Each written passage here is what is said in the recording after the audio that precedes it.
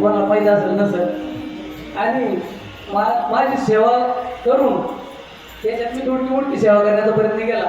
पण माझ्या विभागाच्या वतीनं मी तुम्हाला असं जाहीर आव्हान करेन की शेतकऱ्याच्या हिताचं पशुपालकाच्या हिताचं गोपाला सांगा, गाईच पाळा सांगा, पण कसं पाळा, हळून रुपणी पाळायची, त्यांच्या आरोग्याची काळजी घ्यायची.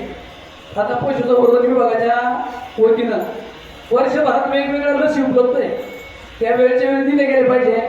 म्हणजे पशुधनाचे आता मोकट जनावर सांभाळायला वेळ नाही माणसाला, तर ते शास्त्रशुद्ध पद्धतीने वैज्ञानिक पद्धतीने डॉक्टरच्या सल्ला घेऊन आणि त्या पद्धतीने कसं पाळले गेले पाहिजे. आता गोपालकृष्ण सांगितलं की गोपाला ठीक आहे, पण कसे पाळा, त्यावेळेस त्यांच्या जमान्यात खूप काही होत्या. आज ते रिकामे जनावर सांभाळायला वेळ नाही. आता जे सांभाळायचे मग 2-4 त्यांची एवढी काळजी घ्यायची. आणि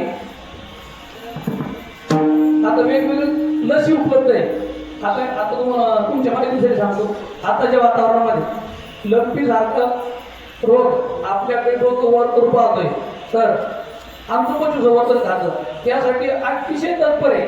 तर तुम्ही तुम्ही तर पाळणारच नाही, तर त्याला त्या पद्धतीने पाळा की ज्या वेळेस तुमच्या दरवाजात डॉक्टर येईल किंवा तुम्हाला माहिती मिळेल की लस येईल, त्या तुम्ही करूनच घेतल्या पाहिजे. मग पावसाळ्याच्या सुरुवातीला फुटबॉलाची लस असते, आता लंपीची लस, शेळ्यासाठी, मेंढ्यासाठी वेगवेगळ्या दिवशी वर्षभर आमचा विभाग पुरवत असतो. त्याचा तुम्ही फायदा घ्या. म्हणजे तुमचे 2 पैसे, आमचा हेतू काय की शेतकऱ्याची आर्थिक उन्नती व्हावी आणि त्या अनुषंगानं आम्ही सगळं करत असतो. हा कीर्तनाचा विषय नाही, पण आले भागाने घरी तो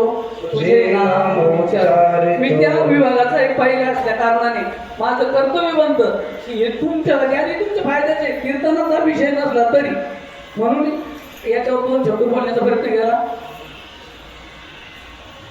पंढरीची वारी आहे माझे